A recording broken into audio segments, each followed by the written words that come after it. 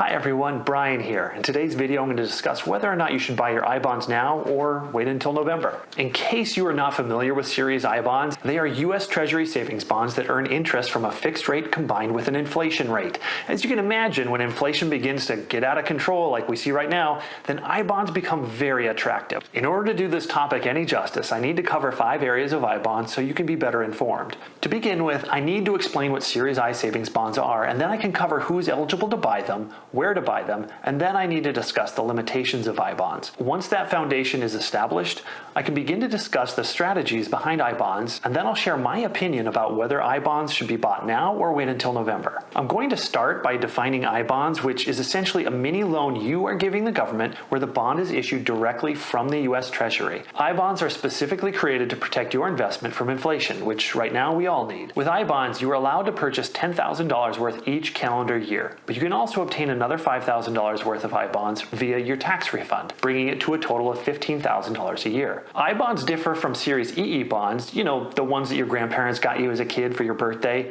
Well, they're different based on how the interest rate is determined. The I bond interest rate is made up of a composite rate based on a fixed rate at the time of purchase and the inflation adjusted rate in this equation right down here, whereas the EE bonds have a fixed rate that never changes. And the overall composite rate for an I bond is set twice a year in May and November, where that rate is set for a 6-month period. For example, if you buy an I bond in June of 2022, the rate is 9.62% because that's what was established in May of this year. And after 6 months of holding the bond, the rate will change based on what the newly set composite rate is from the November update. Next, I need to cover some details and limitations for I bonds. One major hurdle is that you must hold an I bond for a minimum of 1 year before cashing it out. Even then, if you cash out before 5 years of owning it, you do take on a penalty of losing the last 3 months of interest. For example, let's say that you buy an I bond and then decide to sell it right on the 2-year mark, which is 24 months. But instead of getting 24 months of interest, you only get 21 months worth of accrued interest. This is because of the 3-month penalty for cashing in before the 5-year mark. Overall, an I bond hits maturity at 30 years, but it can be cashed in at any point after the initial first year. And one of the most appealing parts about I bonds is that they are only taxed at the federal level.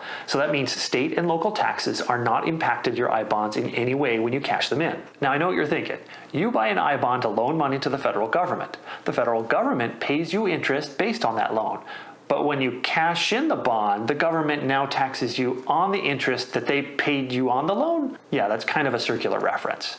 They technically get a loan for well below the advertised rate, but overall, you're still getting a very safe investment. The next section to cover is who can buy I bonds. In order to purchase an I bond, you must have a social security number and meet one of the following criteria. And that is, first, be a U.S. citizen, even those that may live abroad. 2, be a U.S. resident. And 3, a civilian employee of the U.S. government, regardless of where you live. Now, if you happen to be a person that wants to gift I bonds, you certainly can. However, the recipient, even minors, must have a Treasury Direct account, and you'll need the recipient's account number and their social security number in order to gift the I bond. One caveat is that children under the age of 18 are not allowed to set up their own Treasury Direct account. A parent or guardian must set up the child's account and link it to their own account before you can gift an I bond to them. The gift goes against the recipient's total allotment of $10,000 worth of bonds in a calendar year. Now I'll move on to how you can purchase I bonds, and I'll break it to you quickly. There's only one option. You can only purchase these bonds directly from the U.S. Treasury website. It takes about 10 minutes to set up your account, and then you can make the purchase of anywhere between the minimum of $25 and up to a total of $10,000. And you can even purchase them in increments of pennies. So you could literally buy an I bond for $25.03. I'm not sure why you would, but you certainly could. You have the option to purchase either an electronic version or a paper version of the bond, but the paper version can only be purchased when you leverage your tax return to buy the I bond, and paper versions of the I bonds cap out at a total of $5,000. Now that you know more about I bonds and how to buy them, I'm now going to cover the strategies on why you would buy them, when to buy them, and how long to hold them. For me personally, I see 2 main strategies in buying I bonds, and that involves a long-term and a short-term approach. As I mentioned before, the equation for Series I bonds is comprised of 2 major elements, and that would be the fixed rate in conjunction with the inflation rate in this equation right here. With that in mind, a person will want to buy I bonds when one or both of those variables are high. Let's go over the short-term strategy that I use with I bonds. bonds. We all know that inflation fluctuates over time, and I bonds are not attractive when inflation is low. And since the average inflation over the past 30 years has been 2.47%, there haven't been many moments where inflation was high enough to warrant having an I bond. But in our current state of high inflation, the return on I bonds as of May 2022 is at 9.62%. That is a great return, but I do expect the updated rate for November to be around 12%, which will then be good for at least another 6 months after the purchase. The reason that I see I bonds being a short-term strategy today is because I expect the inflation to drop sharply starting in the spring of 2023, which means that the I bond rates would begin their decline in May of 2023. There's a point where the interest rate on the I bonds will be so much worse than the returns on stock that I would choose to sell the I bonds and reinvest the money. Granted, the moment that I sell them, I'll have to pay the federal tax on all the interest that I made, and I'll lose on the last 3 months of interest because I didn't hold on to them for the full 5 years. But I would only sell them once the rate has dropped to a level where my opportunity cost for reinvesting becomes too high. That happens to be my short-term strategy, and I think it's important that you now understand my long-term strategy that you really need to keep in the back of your mind when it comes to I bonds. Like I had said earlier, I bonds are comprised of the inflation rate and the fixed rate. If the fixed rate happens to be high, like it was in May of 2000 at 3.6%, then you may want to hold the bonds for the full 30 years. That same bond bought in May 2000 would have an interest rate of 13.39% as of May 2022. In fact, the average interest rate on an I bond bought in May 2000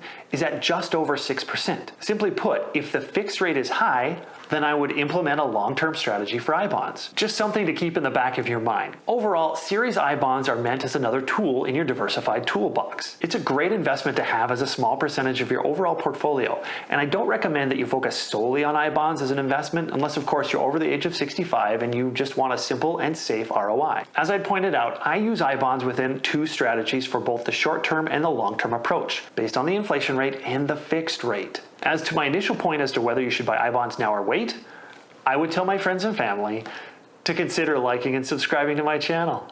No, really, I would probably tell them to buy the I bonds now. The reason happens to be more of a hunch than it is based in fact, and I'll try my best to explain it to you.